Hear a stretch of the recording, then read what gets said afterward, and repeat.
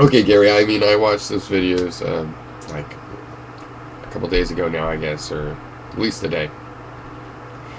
It was a couple days. But anyway, and I had things I wanted to comment on. Whatever. I rewatched the video that you replied to, and just a few seconds of a couple of those videos. My point is that I'm not going to go point by point. It seems to me the big picture is, okay, first of all,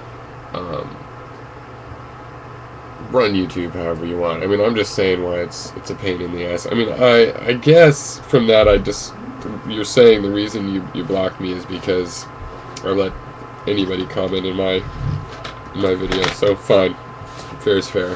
That's the only way you have to deal with that. Okay, whatever. I'm not going to subscribe to the tag because I can subscribe to users to get just those users' videos. I don't want to subscribe to everybody that's talking about them, and I don't think unless you put your own name as a tag in your videos that it necessarily works that well. So I just don't like to do it. So I'm not gonna.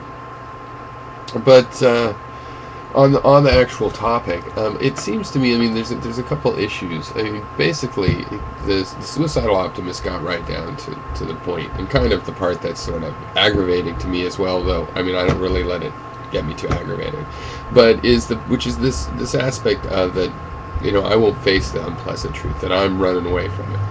No, I don't run away from it. The truth that everything, even morality, is based on survival is a pretty dark truth, okay?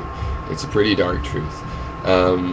Because survival is what's used to argue for doing immoral acts, right? Atrocities. People say, well, I had to survive. And so it's a pretty brutal fact if our higher moral systems are going to come from that. On the other hand, it's also good news because it means we can figure out a moral system. But the funny thing is going to come for those that hope to force a moral system. Moral systems, it turns out, aren't for, they aren't built for the Inquisition. They don't work really well as a reason to go kill millions of people, moral systems. They come across as a good way to figure out why you shouldn't kill millions of people. So,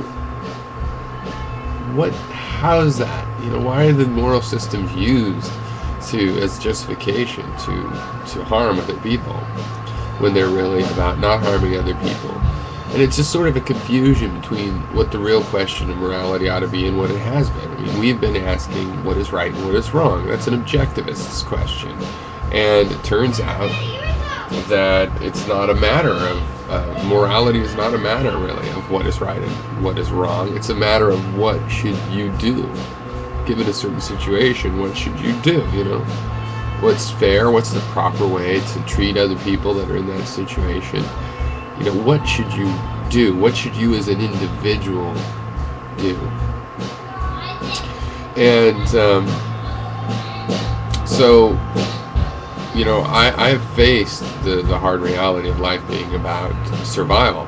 And then I have, without running from that, you see, I think the virtual reality idea is running from it. It's like, oh my God, we have no metaphysical world, well, let's hurry up and build one. That's what we need to survive. We don't need that. Turns out survival can be redeemed.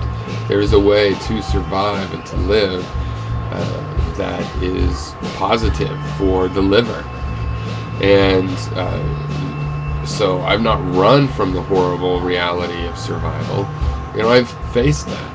And I faced many of the realities of that, such as the reality that we will have tragedies in our lifetimes. A lifetime is something that has tragedy in it.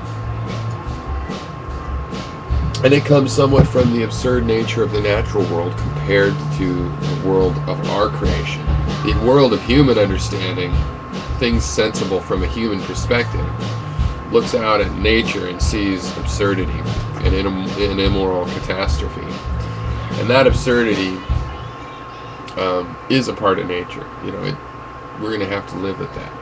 And it generates tragedy. But we even make that somewhat positive. I mean, look at the games. You want people to spend time in video games. Well, if they're anything like the video games we have now, yes, there will be tragedy. The tragedy might happen to other characters in the story, but tragedy will be an element. Why? Because that's the human mind bringing in this sad, could be called negative part of reality and experience, and wrapping its positive way of looking at things around it, you know.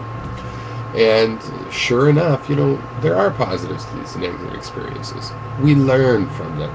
That's why I want the Hitlers that are going to be around there. I want them to face reality.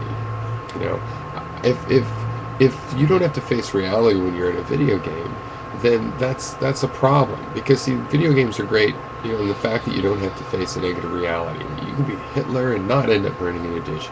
You know, that can be great if it's just a game, because you still have to go out and live in the real reality.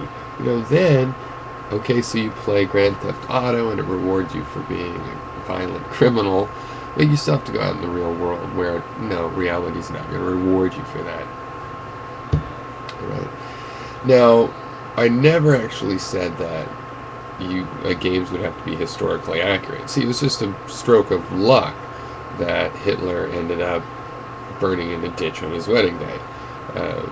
You know, I would write the dictator game to work that way every time. In reality, most of them, you know, retire like Pinochet. So, yeah, there's probably a lot of points that I missed in that, but 40 minutes, but then again, it was off of a 10-minute video of mine, so maybe I've condensed it back down. Cheers.